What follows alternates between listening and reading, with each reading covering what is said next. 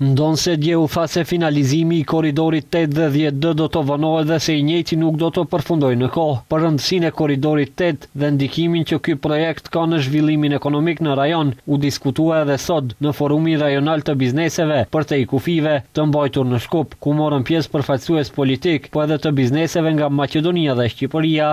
Ambasadori i Shqipërisë në Maqedoninë e Veriut, Denjon Mejdani, theksoi se korridori 8 përfaqëson një nga akset më të rëndësishme infrastrukturore në rajon, duke lidhur tregjet dhe duke afruar ekonomikisht dy vendet. Sipas Mejdanit, zhvillimi nuk është çështje fati, por zgjedhjeje politike dhe ekonomike, ndërsa sfida kryesore e rajonit sipas Mejdanit mbetet ndërtimi i më shumë ndërvarësive ekonomike, lidhjeve infrastrukturore dhe bashkëpunimit real mes vendeve.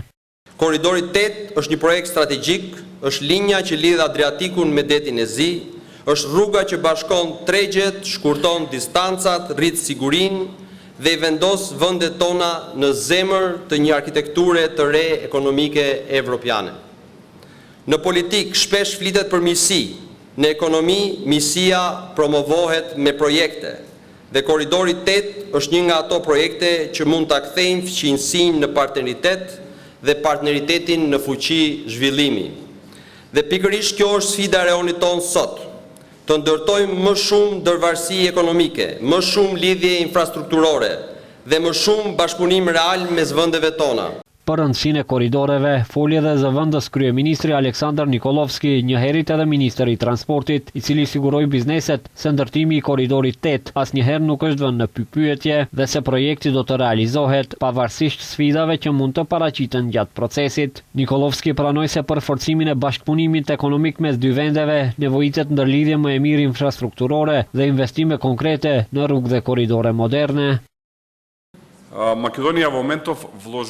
Maqedonia aktualisht po investon, nuk po them do të investoj, por them që po investon 2 miliard e 100 milion euro në zhvillimin e infrastrukturës rrugore të korridorit 8. Autostrada nga Korçova për në Ohër do të kushtoj rreth 800 milion euro, nga Struga deri në Qaftan, pavarësisht trases të cilën do ta zgjedhim e që do të jetë në bashkëpunim me UNESCO-n. Nuk është pyetja nëse do të bëhet, por si dhe nga cila trase do të kushtoj rreth 250 milion euro. Për më tepër, në bashkëpunim me Bashkimin Evropian dhe Bankën Evropiane për Zhvillim, jemi në fazën përfundimtare për të bërë zgjidhjen finale për autostradën nga Korçova deri në Bukojçan, e cila do të kushtoj afërsisht 220 milion euro.